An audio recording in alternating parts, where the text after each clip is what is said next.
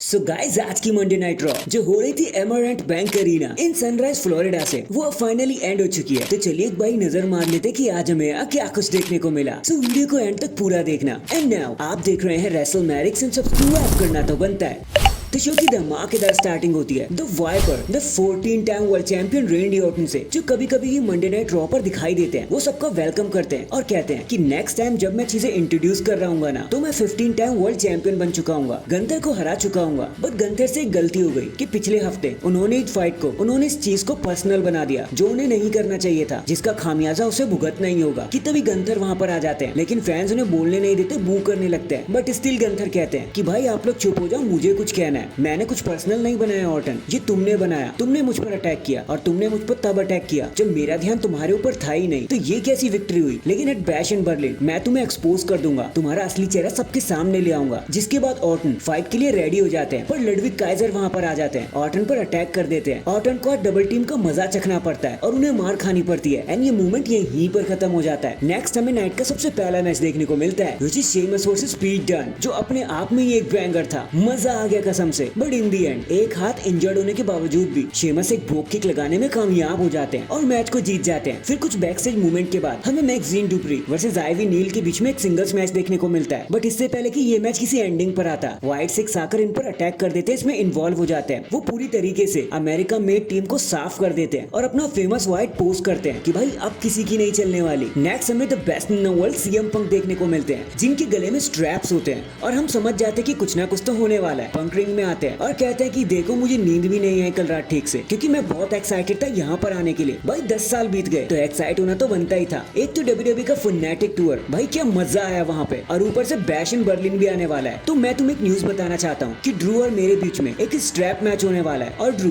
तुम्हें आकर इस चीज को एक्सेप्ट कर लेना चाहिए ताकि तुम मेरे से दूर ना भाग पाओ। जिसके बाद ड्रू मैकिंटायर भी यहाँ पर आ जाते हैं और कहते हैं कि मैंने इसके बारे में बहुत सोचा कि मैं कैसे तुझे बर्बाद कर सकता हूँ, और इससे अच्छा तरीका तो कोई हो ही नहीं सकता। तूने मुझे शर्मिंदा किया, मुझे पता है पंक कि तू नशे में है, कि तूने क्यों ये मैच चूज कर लिया होगा, बट अब मैं इसे एक्सेप्ट कर चुका हूँ, अब तू पीछे नहीं हट सकता। जिस पर पंक कहते कि बेटा एट बैश इन बर्लिन तू वेट कर कि मैं तेरे साथ क्या करने वाला हूँ। मैं तेरे साथ नहीं बल्कि तू मेरे साथ बंधने वाला है, टाई होने वाला है। एंड इसी धमकी के साथ ये मूवमेंट यहीं पर खत्म हो जाता है और ड्रू मैकिंटायर सीएम पंक को चिढ़ाते हुए उनका ब्रेसलेट दिखाते हैं। इसके बाद हमें New Day with Odyssey Jones versus Final Testament के बीच में टैग टीम मैच देखने को मिलता है। बताने को यहाँ पे कुछ भी खास नहीं है। New Day and Odyssey Jones match को बड़ी आसानी से जीत जाते हैं एंड फाइनल टेस्टामेंट को फ्रस्ट्रेशन हो जाती है कि भाई अब क्या हो गया। नेक्स्ट हमें एक नो डिस्क्वालिफिकेशन मैच देखने को मिलता है between Bronson read and the Miz, जहां द मिज ने बहुत कोशिश करी, बहुत मशक्कत करी, लेकिन as expected Bronson Reed tsunami लगाने में कामयाब हो जाते हैं और मैच को जीत जाते हैं। मैच के बाद हमें ब्रॉन स्ट्रोमैन देखने को मिलते हैं जो ब्रॉन्सन रीड को भगा देते हैं और ललकार देते कि भाई तू मेरे से क्यों नहीं लड़ता। फिर एक लंबे बैक स्टेज मूवमेंट के बाद हमें डॉम डाउन वर्सेस डेमियन के बीच में एक मैच देखने को मिलता है। लेकिन इससे पहले कि ये मैच शुरू होता, पूरी जजमेंट डे आकर डेमियन पर अटैक कर देती है। रिया रिप्ले भी इसमें हेल्प करने के लिए आती है, थोड़ा बहुत कर भी देती है, लेकिन नंबर्स गेम उन पर भी भारी पड़ जाते हैं, कुछ फायदा नहीं हो पाता। और फिर नई जजमेंट डे अच्छे से क्रश कर देती है डेमियन और रिया रिप्ली को और एक बेंचमार्क सेट कर देती है कि भाई डेमियन और रिया आपका समय खत्म हो चुका है, नई जजमेंट डे अब आ चुकी है। नेक्स्ट हमें एक triple threat tag team match देखने को मिलता है जो चैंपियनशिप के लिए होता है। Damage Control versus the Pure Fusion versus Alba Fyre and Isla Dawn. बताने की यार सीरियसली यहाँ कुछ नहीं है। थोड़ी सी मशक्कत के बाद टैग टीम चैंप्स अपने टाइटल को रिटेन कर लेते हैं और ऐसा होना भी था, तो कुछ ज्यादा खास हुआ नहीं बताने के लिए। फिर एक छोटे से इंटरव्यू के बाद हमें देखने को मिलता है हमारा final main event which is Randy Orton versus Ludwig Kaiser, एक सिंगल्स मैच। अब यहाँ पर तो भाई रेंडी ऑर्टन को जीतना ही था। तो वैसे तो लडविग काइजर ने कोशिश करी, लेकिन आरक्यू खाने के बाद उनके पास कुछ भी नहीं था बोलने के लिए और रेंडी ऑर्टन मैच को जीत गए। लेकिन तभी गंथर ऑर्टन पर अटैक करने आ जाते हैं, एक दो हाथ मारने की कोशिश करते हैं, लेकिन ऑर्टन पहले ही इस चीज के लिए रेडी होते हैं। उल्टा वही गंथर को पीटने लगते हैं, आरक्यू ठोक देते हैं और इसी कंटिन्यू ब्रॉलिंग के साथ एंड डैंग हमारी आज की मंडे नाइट रॉ यहीं पर खत्म हो जाती है। बाकी आपको शो के बारे में क्या कहना है कमेंट करके जरूर बताना। और अगर चैनल पर नए तो चैनल को अभी लाइक एंड सब्सक्राइब कर दो। बाकी मैं मिलता हूँ आपसे किसी और अपडेट के साथ, तब तक के लिए अपना ख्याल रखें और खुश रहें।